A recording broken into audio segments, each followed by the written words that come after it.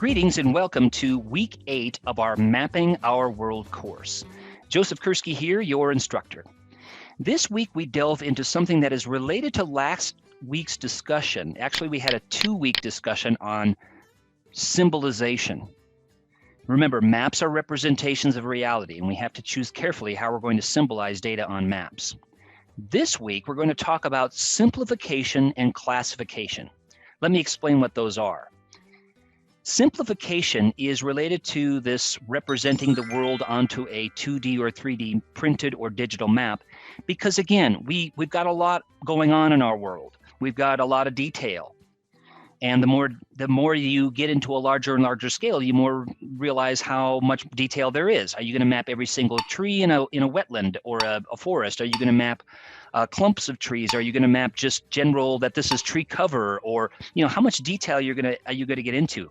Let's say your typical street map. Are you going to show major streets? Are you going to show every single street? Are you going to show streets and alleys? Are you going to show driveways? So you've got to think about how much detail you're going to show on maps. And most maps, they generalize, they simplify the world in some ways. If they didn't, they'd be way too complex for you and I to read. Now, with our eyes, we're gathering a lot of information around us every day, lots of sensory information about our world, 2D and 3D. With maps, it's a bit simpler. We need to simplify in order to communicate clearly. So, for example, let's say later in this course, I'm going to have you look at the Microsoft buildings layer. It's a layer with millions and millions, hundreds of millions of buildings just in the USA alone. If you were to show that at the level of your city on let's say trying to fit it on someone's single computer screen, it's going to be way too much detail, right? So you've got to think about what to simplify. A similar theme or topic is generalization. So let's say your typical river. You know how rivers oftentimes meander across the landscape. Are you going to show every single meander? Do you need to show every single meander? Again, it comes down to fitness for use. If you're a hydrologist working on a detailed river study of a certain stretch of river, you want to see every meander probably. But for let's say, state of Minnesota or even a watershed within the state of Minnesota, you're not going to show every single meander because the map would be way too cluttered. So you're going to have to simplify that stretch of river and draw it more or less as a straight line or a curved line without all the little river meanders. How many meanders does the Minnesota River or the Mississippi River or the Missouri River or the Yangtze or the Amazon have in its course? Hundreds and hundreds, thousands probably. You're not going to show every one of those on a map. So that's just one example. So simplification is important. Detail is good, but with mapping, you've got to decide what detail to show and what detail not to show, depending on the theme or the issue that you're trying to communicate. And a related concept is classification. So for example, let's say you had a mission or a project, and you're going to map, let's say you're going to map age in a community or in a region. You're going to need to decide, since you've got a basic range, right? You're going to have like 0 to 100-ish. Are you going to put the 0 to 50s in one category and the 50s to 100 in another category? Are you going to put the 0 to 80s in one category and the 80s to 100 in another category? There may be a use for that. And let's say you're wanting to really figure out where the older folks are. But generally, you're going to have a classification method that you're going to break up the age range into groups, the 0 to 9s, the 10 to 19-year-olds, the 20-somethings, the 30-somethings, etc.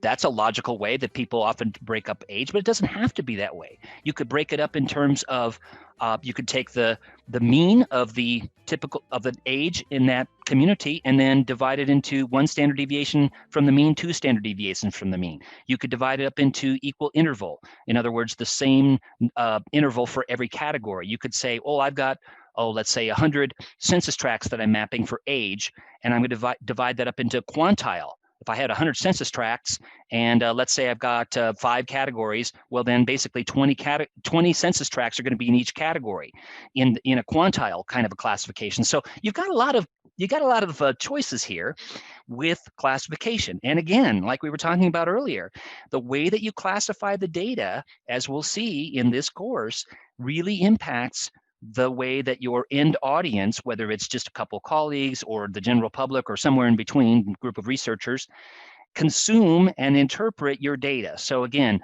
just like with symbolization last time, the way that you simplify your data and the way you classify your data really actually does matter.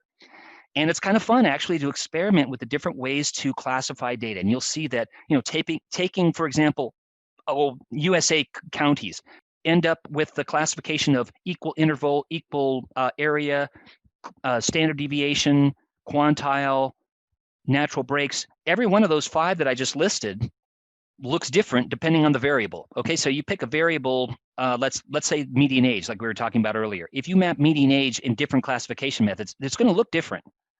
And so again, you got to be careful with how you're classifying the data because you want to communicate clearly.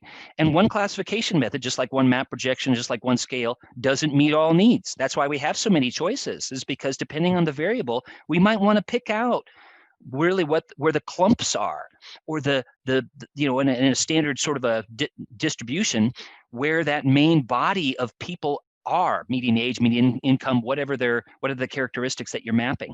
Or conversely, you might really care about the outliers. You want to, let's say you've got some sort of, I don't know, program in your nonprofit, and you're really trying to get at the folks that are very, very environmentally conscious and they're very old. You want to get at those outliers. Where do they live, and what kind of other behaviors do they have, and maybe they would contribute to your nonprofit or something like that, or get involved with the particular set of interests that you have. See what I mean? So sometimes you're interested in the outliers, and you can do that by, again, the power of classification. That's what's wonderful about this. I hope you enjoy it. So put me in the CART lab and show me how to log in and map it in the cloud one more time. All right, folks, we'll see you in the course.